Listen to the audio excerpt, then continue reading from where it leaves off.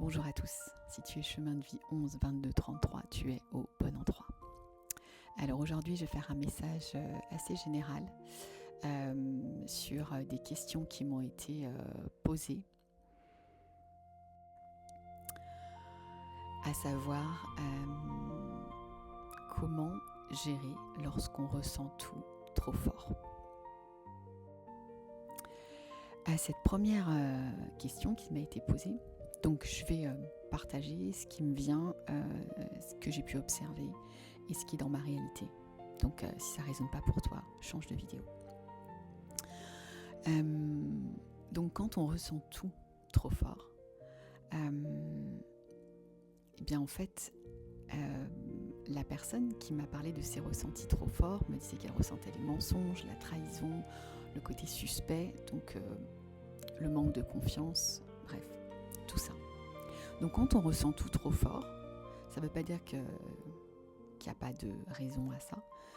C'est que, en fait, nous sommes venus nous incarner en tant qu'être humain pour expérimenter la polarité, justement, la dualité, le féminin, le masculin, expérimenter le corps, l'action dans la matière.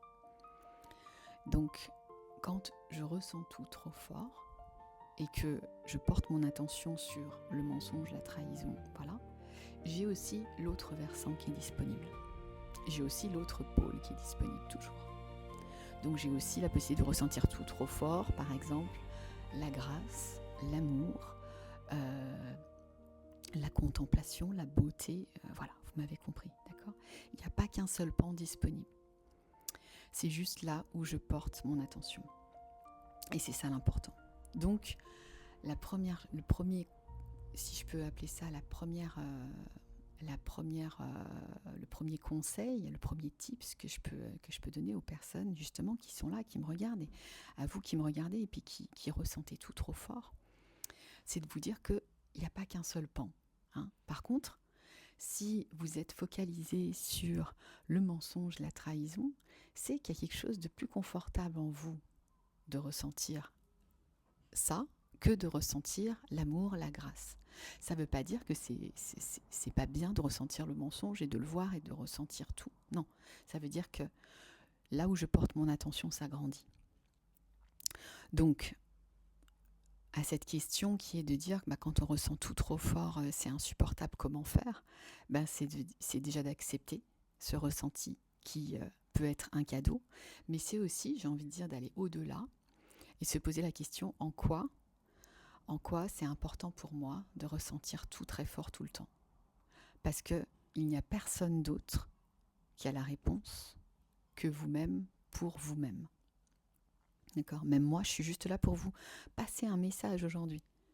À vous de trouver votre propre clé, votre propre ressource. Personne n'a la réponse d'autre que vous.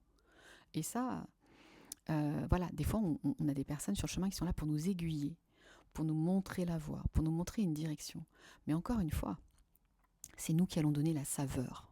Hein, voilà, toujours ce que je pense, la saveur, la sensation. C'est nous. Donc moi, ce que j'aime bien là-dedans, quand on ressent tout trop fort, c'est vraiment d'ouvrir l'autre pan. Donc je ressens tout trop fort, ok, mais je ressens aussi fort la magie, l'amour, la contemplation, la beauté. Voilà. Et ça s'appelle vraiment faire preuve en fait de discernement, en fait, véritablement. Hein, de pas voir qu'à travers nos filtres, d'accord, à travers notre histoire. Parce que bien souvent, quand on ressent très fort, c'est qu'il y a quelque chose qui a envie de ressentir très fort, parce que c'est ce qui nous permet d'être en vie. D'accord ?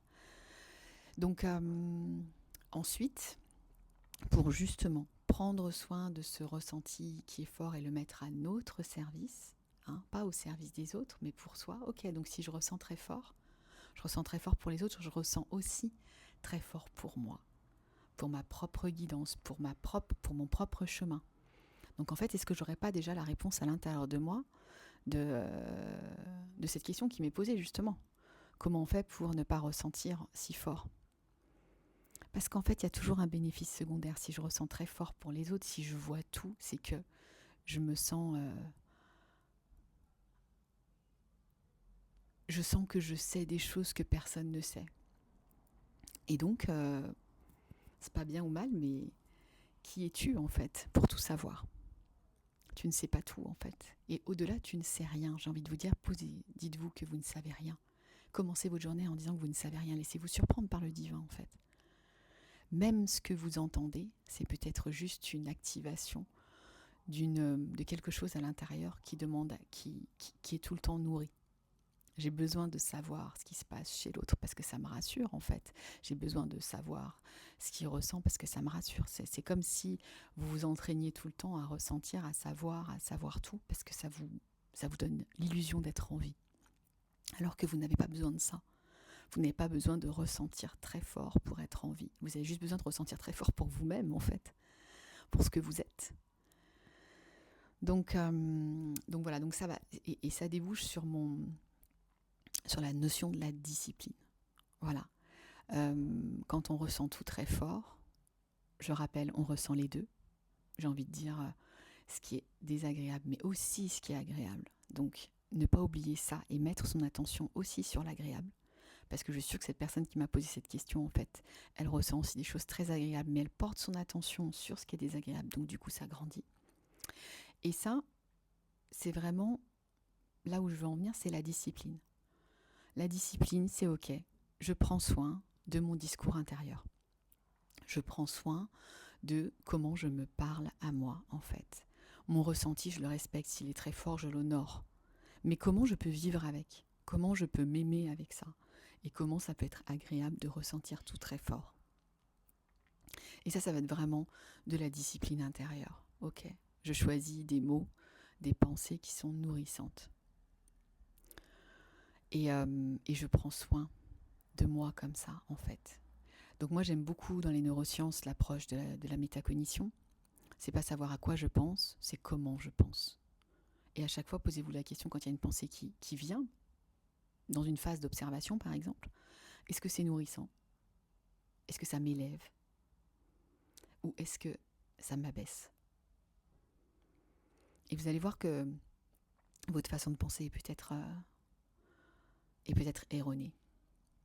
Un jour, j'ai une de mes mentors qui m'a dit et si tu avais tort? Elle m'a posé la question, et si tu avais tort?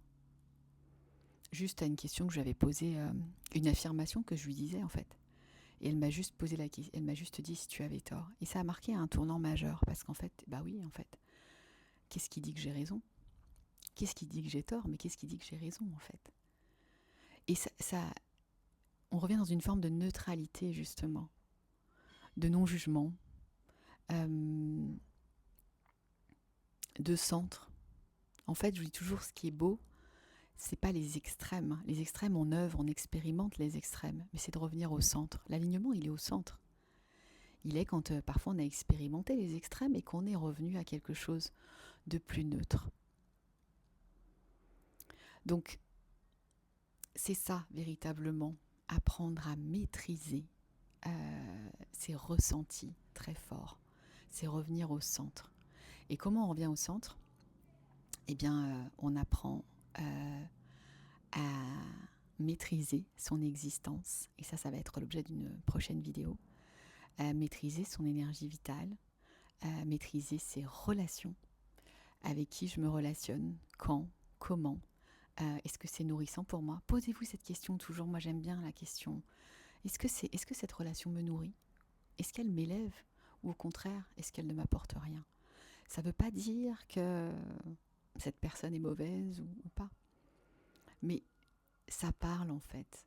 Ça vous parle. Est-ce que ça m'élève? Est-ce que quand j'ai fini cette relation, quand j'ai fini cette journée avec cette personne, je me sens en vie, j'ai envie que ça recommence? Ou est-ce que au contraire je suis vidée et j'ai plus d'énergie?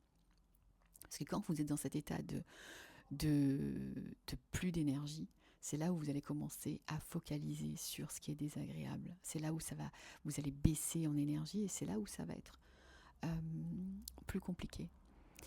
Donc voilà, j'avais juste envie de vous partager ça aujourd'hui déjà et je reviens dans une prochaine vidéo pour vous parler justement de l'énergie vitale et des relations toxiques. Voilà, je vous embrasse.